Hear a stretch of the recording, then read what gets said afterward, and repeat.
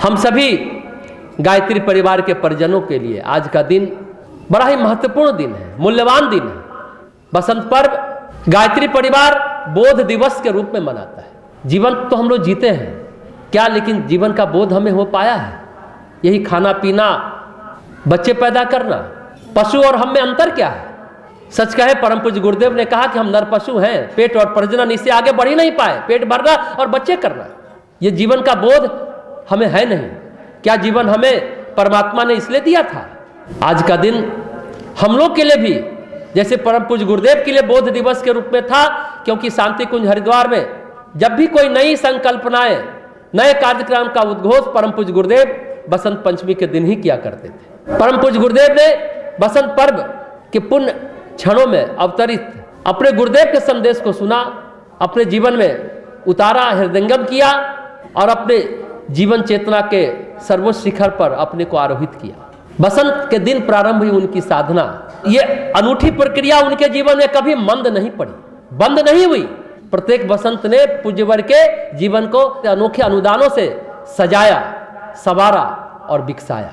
हम सभी अगर उनके शिष्य हैं तो आध्यात्मिक ज्योति जगाने का, जैसा कि गुरुदेव हमेशा बसंत पर्व के में जो संदेश देते कहते थे कि हमारी प्रबल इच्छा है कि हमारे बच्चे उस ख्याति को, उस विरासत को, उस लेगेसी को आगे बढ़ाएं, लेकिन उसके लिए कठोर अनुबंध होता है, पात्रता चाहिए, पवित्रता चाहिए, प्रामाणिकता चाहिए और उससे भी बढ़कर साधक होने की पात्रता चाहिए, ताकि हम सच्चे साधक हो सके, ताकि गुरुवर की चेतना हमारे अंदर प्रवाहित हो, जैसा उनके अंदर उनके गुरु ने चेतना प्रवाहित किया था। आज पूज्य गुरुदेव की कितनी ही बातें हैं, उन्होंने अपने शिष्यों परिजनों पर कितना प्यार लुटाया, कितना अनुदान और वरदान लुटाया, कितनों को दुखों से बाहर निकाला।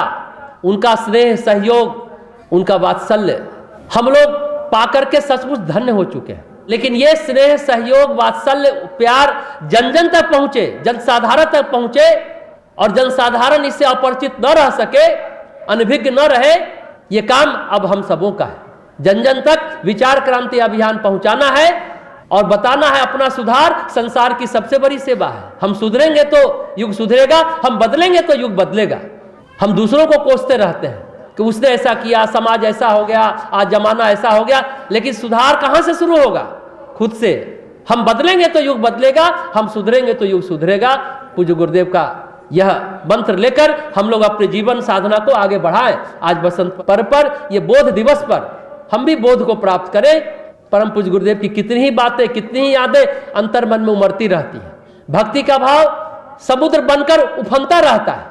सच है 1990 में उन्होंने अपने शरीर को त्यागा, उनकी याद हमें तड़पाती है, उनकी हर याद तड़पाती है, पर यह भी सच है कि यदि स्मरण की तीव्रता बढ़ी है तो समर्पण की सघनता भी हमें बढ़ानी पड़ेगी, समर्पण की सघनता बढ़ानी पड़ेगी। आज हम अपने अंतःकरण में यही संकल्प लें कि हे गुरुदेव, हे वंदनीय माता जी, 1926 में आज के दिन ही अखंड ज्योति, अखंड दीप जला था, जिसकी साधना में परम पूज्य गुरुदेव 24 लाख के 24 पुरस्रण किए।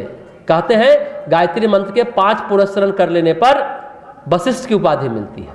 12 पुरस्रण गायत्री मंत्र का किया, विश्वरथ से ऋषि विश्वामित्र हो गए, विश्वामित्र की उपाधि मिलती है। अब बताइए 24 पुरस्रण करने के बाद अब तक इस युग में गायत्री का इतना पुरस्रण करने वाला कोई व्यक्ति नहीं था। तभी तो उन्होंने कहा कि हम अपने तप के बल पर दुनिया को बदल डालेंगे, लेकिन शुरुआत खुद के अंदर से होनी चाहिए, तभी दुनिया बदलेगी। तो भक्ति का भाव समुद्र बनकर हमारे अंदर उफन रहा है। अंतःकरण यही संकल्प संजोए कि हे गुरुदेव, हे वंदनीय माता जी, हे अखंड ज्योति, हम आपका स्मरण, आपके प्रति ही समर्पण रहेगा, यही हमारा जीवन ध्येय बनेगा और यही रहेगा। इस भाव से आज हम लोग बसंत पर्व मनाते हैं। परम पूज्य गुरुदेव, परम वंदनीय माता जी, वो हमें शक्ति दें और हम उनके जीवन से सीखें, उनके कदमों की यथार्थता खोजें, सफलता जांचें और जितना बन पड़े अनुकरण का, अनुगमन का प्रयास पुरुषार्थ करते हुए उनके कृपा पात्र सदैव बने रहें।